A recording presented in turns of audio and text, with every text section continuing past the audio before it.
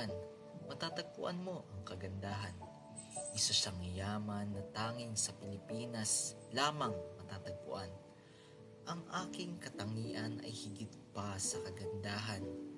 May tuturing ito na diwata ng kagubatan.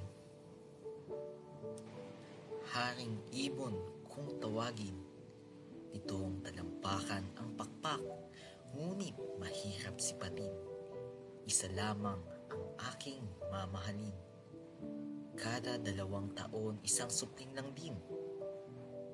Tulad nga ng nasanggit nila, lahi ay im. Parang imposible at mahirap ng isalba. Umabot sa edad na 40 taon, tila suntok sa buwan na. Okay, ganda ng langit ngayon. Ngunit, bawat lipad ay parang pakikibaka na kung tutuusin ay hindi naman dapat nangangamba. Kay laki ng mga pakpak kung ibubuka, ngunit hindi pa sapat upang harangan ang mga puno na gusto nilang itumba. Ang natitirang tahanan na kinamulatan ng aking pamilya. Pinalaki ako ng aking ama bilang isang mandaragit, ngunit panahon ay nag-iba. Maraming tao sa amin ay dumadagit. Bukas sa isip ko ang putok ng mga bala na umuubos sa aming pamilya. Simbolo daw kami ng soberanya. Ngunit bakit kami ang nasa tanikala? Pinapalayas na ata ako sa amin. Ibang uri ay nag-aalis sa balutan. Gagawin na raw kasing subdivision ang aming kinalakihan.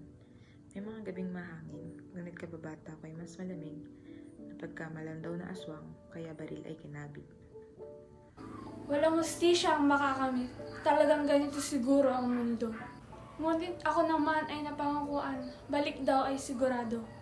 Bawat sunog sa aming tahanan, pagputol ng puno't pagmimina. Bulong ng inang kalikasan, ang pagbalik, isang mapait na sakuna. Nakatakda ang panahon, ako, ang huling agila, at sa huling pagaspas ng aking bagwis, maniningil sa inyo ng kani-kaniyang buwis. Kung bakit ninyo ginawa, o kung bakit kayo ay tumingin lamang, habang ang aming katulad ay inuubos at nilalapastangan.